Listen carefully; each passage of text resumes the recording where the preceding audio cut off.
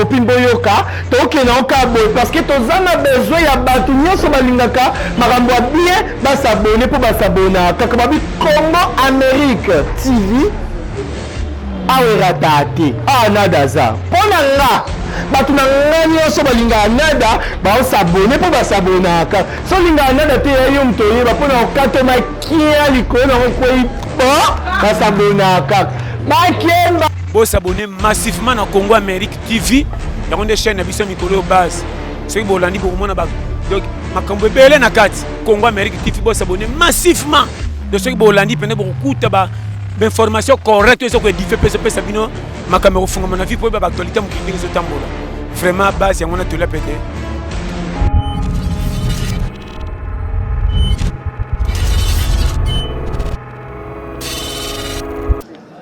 Alors nous vous prions, s'il vous plaît, que les choses se passent dans l'ordre et dans le respect de l'illustre disparu. Nous prions à ceux qui n'ont pas de place assise de reculer et de se mettre de l'autre côté pour ne pas qu'il y ait des ordres, s'il vous plaît. Nous voulons que les choses se passent dans le respect mutuel. Il ne faudra pas que nous puissions recourir à la police pour bousculer les gens. Nous demandons votre indulgence ainsi que votre discipline. Alors,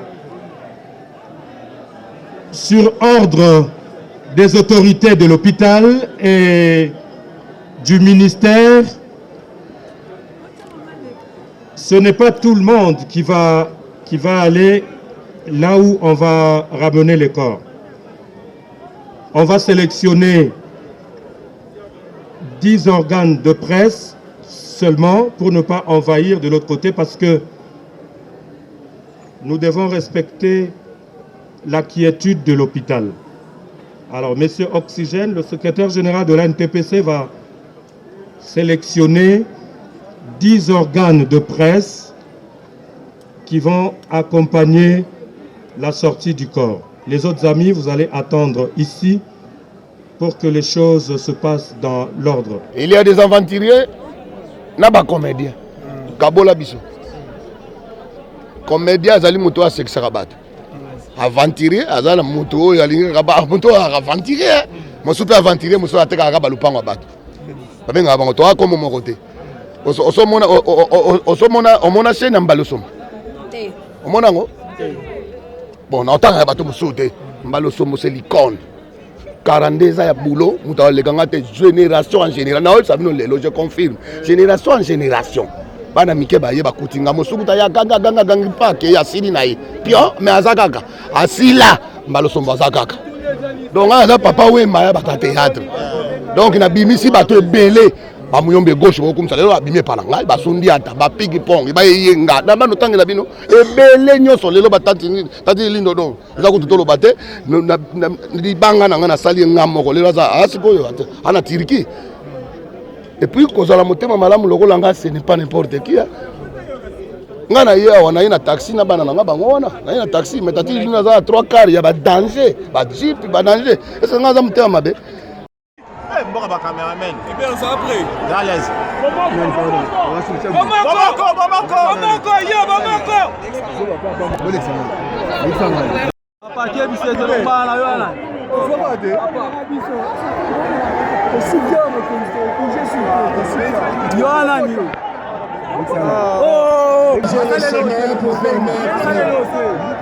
L'arrivée de la dépouille de notre maman Chapeau. Voilà sa beaucoup qui s'avance.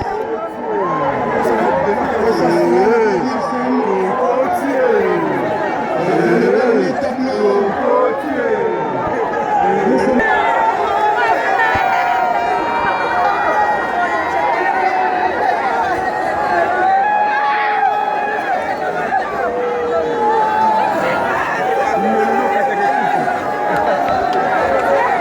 S'il vous plaît, veuillez dégager, s'il vous plaît. Bon, on va nzinga ya katafel, s'il vous plaît. Veuillez dégager.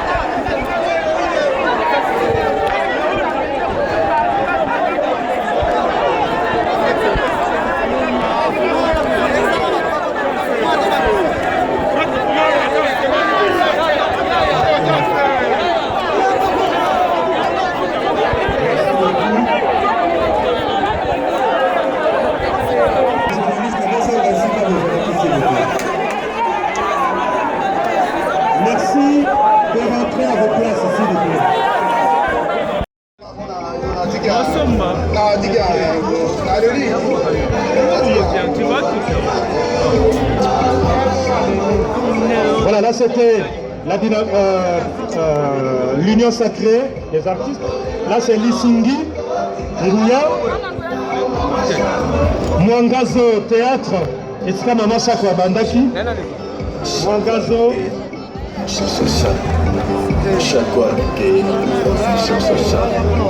Docteur Mugizo.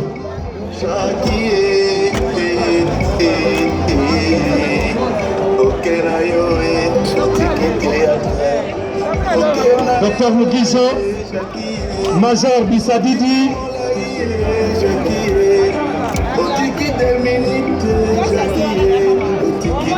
là ce sont les amis de Mwangazo.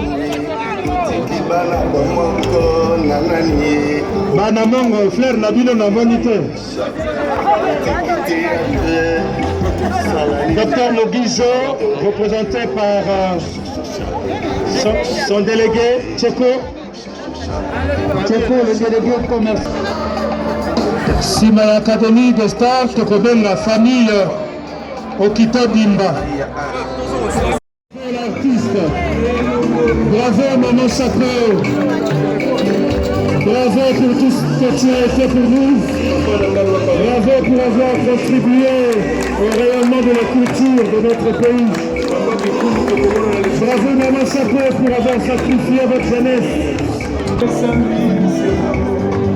Après ici, nous allons faire un escale à la plaque des artistes. Et pas une autre qui va proposer la plaque, la combat à Maman Chapeau. Merci beaucoup.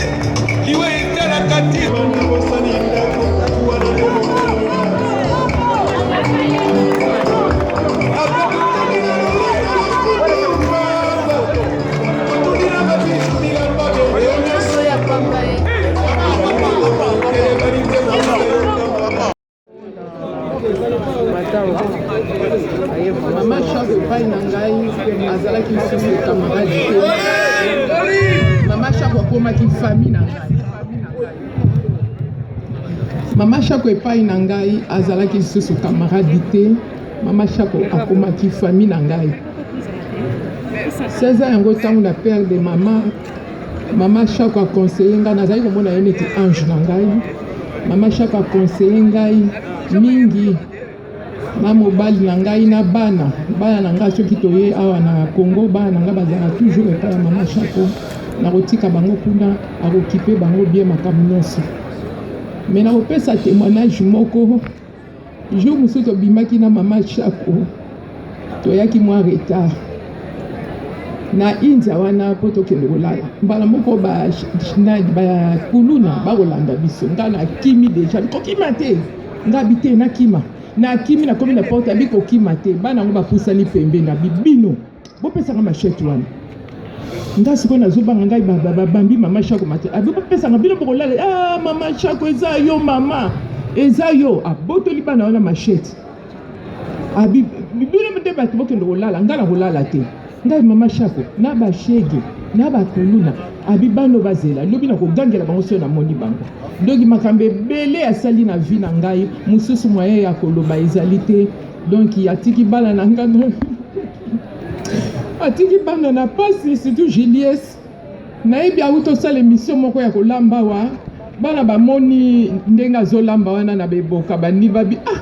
tala sœur na yo azo tuta ba viande na eboka mama benga inga benge na seki nga bijaki bana bamoni yo awa abi Julius sombelanga pareil mwana uti ko ya auti ko memela ya pareil wana ya konika babiloko banini abi moni bana nga ndenge bako yambanga donc eza pasi mingi na famille nanga donc azalaki ange mama Chako na kati ya libota na ngai eza kaka na famille na été eza kaka na famille na ye ya théâtre te pona batu nyonso en tout cas mama Chako na yebite bao ba vraiment pona ngai na kopesa ye bravo bravo bravo je t'aime mama Chako.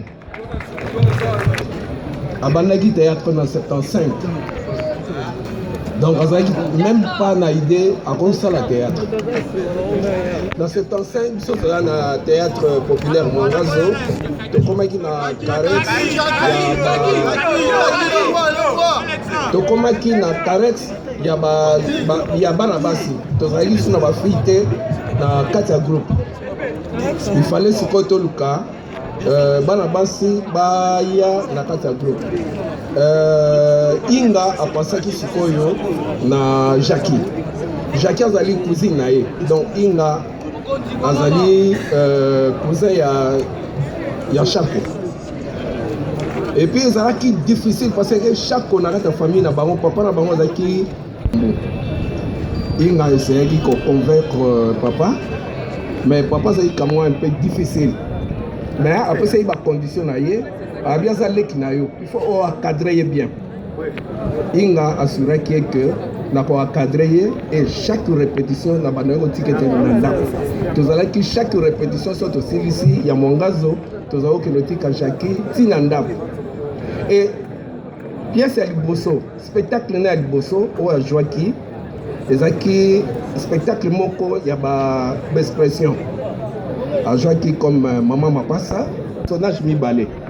Azaki maman, oh ya boti biso, maman Mapassa, mais tant on a koli Mapassa, na koli fallait na bala. Donc nazaki sous ko bala ye, oh yo ya bota kingai.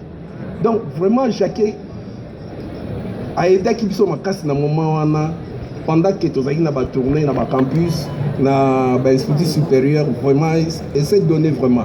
Parce que azaki l'air wana zape kotanga. Dans le centre féminin Mamobout, ce qu'on a dit cours directement à répétition. Après répétition, vraiment, c'était vraiment l'élo. Maman, bon, il faut faire maman coco. Azali tena maman coco, oyo abandonné. Et puis, eloko Jackie Osali, au Kofi jour où ezalaki jour anniversaire, le 15 juin. Jackie n'a pas solo que Jackie. Et bien, spectacle, on a intitulé Kango Chako. Chako, l'union, le banini, ma passe. Et puis, l'herbe journaux, et ça, il y a un commentaire, il y a un spectacle, on a. Ton mémé là, papa, journaux, on a papa, c'est pas là, parce que papa n'a pas encore bonné Chako. Mais après, c'est qu'il y a un combo Chako. Donc, papa n'a pas bonné Chako. C'est pas là, il m'a cassé, et ça, là, il y a honneur à mon aîné. Dans le combo en Chako. Vraiment, Jackie répond en paix.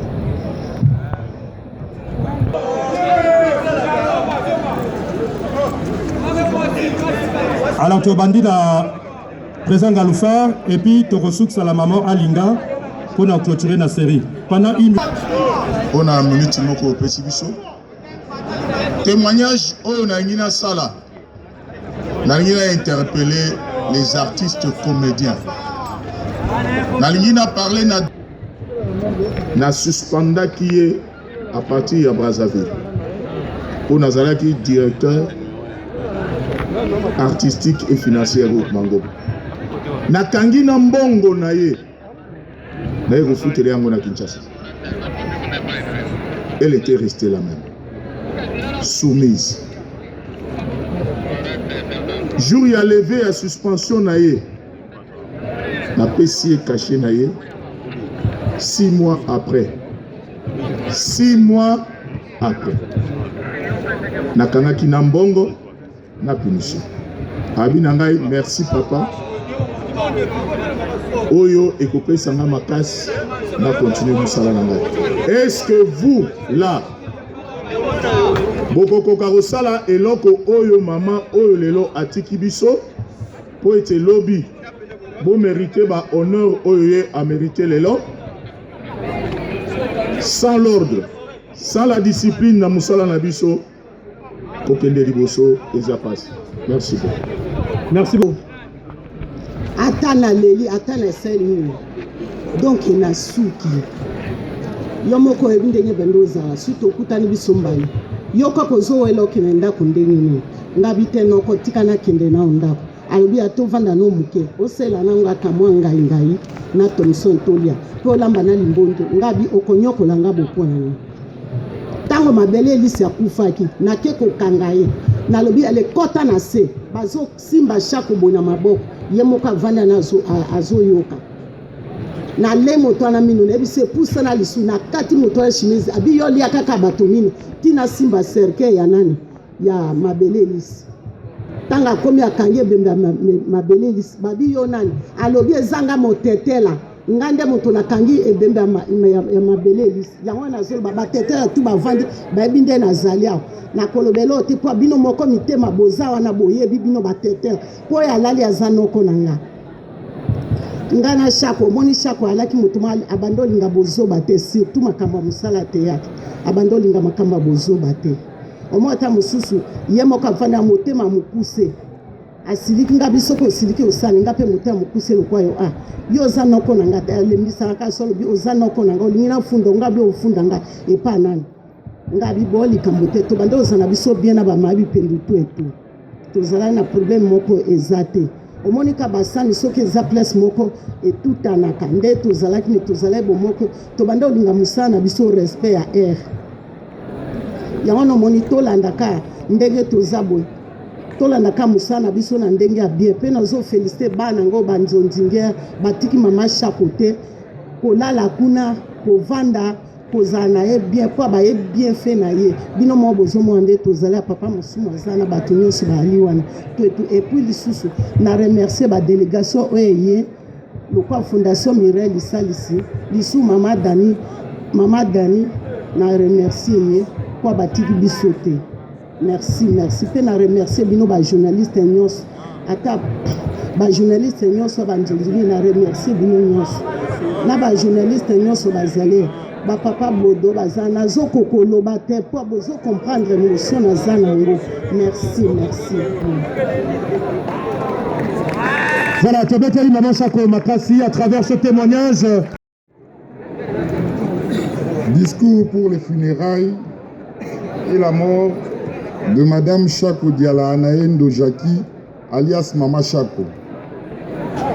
Pour les funérailles de celle qui était pour nous notre sœur, notre mère, notre amie, nous voulons tous ensemble, sa famille, ses amis, ainsi que ses collègues de travail, lui dire adieu.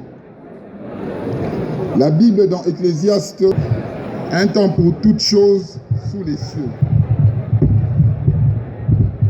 Merci.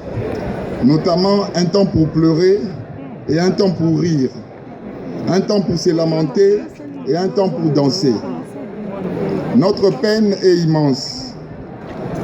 Le décès d'un être proche est une vraie douleur au cœur et à l'âme. La mort de Mama Shako, qui sera suivie bientôt de son enterrement, ne sont pas une fin de vie. Non, son départ est le début d'une nouvelle vie dans un autre monde. Un monde fait d'amour et de bonheur. Certains l'appellent le paradis. Comment lire ces discours d'adieu, ces discours écrits pour un être proche, sans que des larmes d'amour et de peine nous montent aux yeux? Comment lire ces textes d'amour pour un être cher, décédé et pourtant tellement vivant dans nos cœurs et dans nos souvenirs? Mama Shako était pour nous un modèle de vie. Et sa mort est pour nous une leçon de vie. La tristesse de tes enfants témoigne que tu étais l'une des meilleures mères, la meilleure des mamans. Ils te disent, maman, nous t'aimons. Maman, nous ne t'oublierons jamais. Le deuil que nous portons ces jours nous enseigne que notre fille, sœur, meurt. Collègue de travail était un être spirituel et que le passage de la vie à la mort n'est qu'un voyage vers un monde d'amour.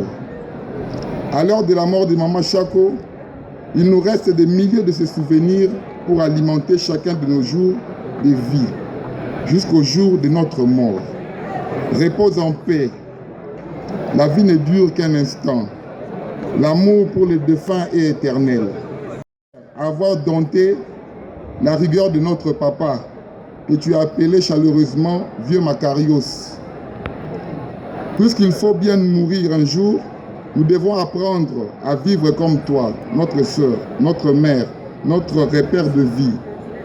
Toutes les formules de condoléances, les peines partagées, les deuils qui a commencé, inscrivent à jamais des pensées pour toi dans nos cœurs pour que notre souvenir de toi ne meure jamais. Adieu l'artiste, repose en paix, nous ne t'oublierons jamais. Pardon. Le président national de l'Association nationale du théâtre populaire et cinéma, ANTPC en sigle, Monsieur Debrende Yalakawala. Mama Chako aurait sans nul doute souhaité être encore de nôtre, surtout à l'étape actuelle décisive de la marche du pays. Mais le maître du temps et des circonstances en a décidé autrement. Que sa volonté soit faite. Toujours derrière le rideau où elle se trouve, où elle nous lorgne, elle me souffle de rappeler notre refrain de tous les jours, celui de savoir pourquoi les différents gouvernements et les différentes législatures qui se sont succédées depuis l'indépendance de notre pays ne sont-ils jamais arrivés à voter une loi sur la politique culturelle spécifiant le statut de l'artiste congolais en général, gage incontournable pour l'amélioration de nos conditions socio-professionnelles. Sur ce, nous osons croire que la présente législature ne manquera pas, dans sa prochaine session parlementaire du mois de septembre, de s'y pencher. Très cher vénéré Chako, avec autant d'amertume, nous, tes collègues de profession et tes nombreux admirateurs, regrettons profondément ton départ et demandons à Dieu Tout-Puissant ainsi qu'à sa corde d'ange de vous recevoir dans sa dernière demeure. Avant de terminer, nous tenons à remercier sincèrement toute la population congolaise et les artistes comédiens en particulier pour avoir compati à cette douleur de séparation. Adieu, Mama Chako. Tu resteras gravé à jamais dans la mémoire de nous, tes collègues, membres de l'ANTPC et de toute la famille théâtrale. Que la terre de nos ancêtres te soit douce et légère. Je vous remercie. Naza ko rappeler bino que awa toza na hôpital. Tolela ndeko na biso na bakri oyo ekosala ke tokata cérémonie tokende kotinda. Soyons disciplinés s'il vous plaît. Merci pour la compréhension. Alors maintenant, nous allons écouter le mot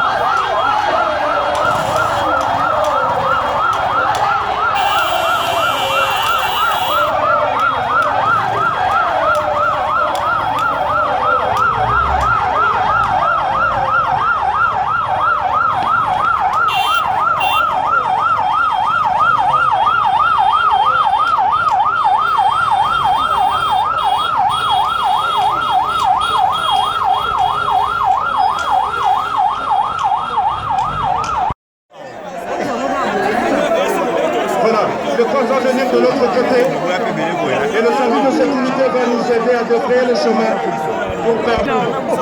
Maman Chapeau, en tant qu'artiste, son dernier tableau,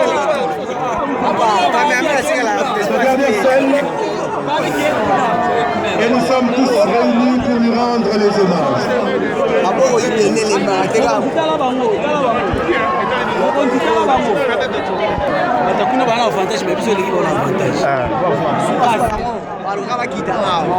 Copine boyoka tokena okabo parce que tozana besoin ya batu nyonso balingaka makambo ya bien basabone po basabona kaka babi Congo Amérique TV awerata te nadaza mpona nga bato na nga nyonso balingaka nada baosabone po basabonaka so lingaka nada te yo moto oyeba mpona okatoma kia likolo nango kwei po basabonaka bakemba bosabone massivement na Congo Amérique TV yango nde chaîne na biso mikolo base soki bolandi bokomona donc makambo ebele na kati Congo Amérique TV bosabone massivement de soki bolandi pene bokokuta information correcte ezo koedife pesa bino makambo ekofungama na vie po yeba baactualité mokili ndenge ezotambola vraiment base yango natola pete